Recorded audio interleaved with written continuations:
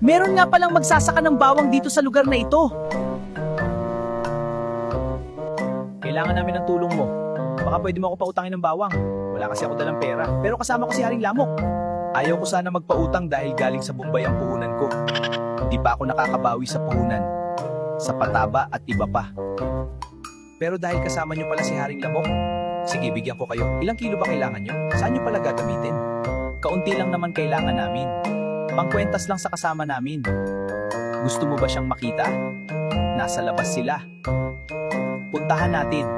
Parang may kakaiba akong nararamdaman ha. Bakit siya lang ang lalagyan nyo ng kwentas na bawang? Ano ba ang nangyari sa kanya? Mahabang kwento kasi. Actually, hindi talaga siya lamok. Ayun sila. Ayan na sila. Kaunting tiis na lang, Gabang. Pakibilisan please, malapit na ulit akong sumpungin.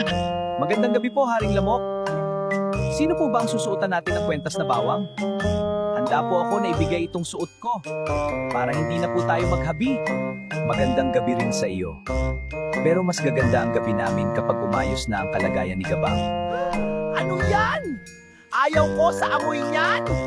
Bakit ang baho? Dati mabango sa pang-amoy ko yan. Bakit ngayon ang baho na? Pakisap, ibigay mo na sa akin yan. Bilisan natin. Baka sumpungin na siya.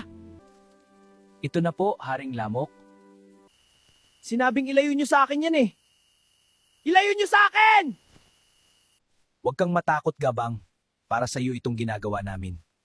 Hawakan ninyo siya! Oh, no, no, no, no. Ayaw ko! Ilayo nyo sa akin yan! Sinabing ayaw ko yan eh!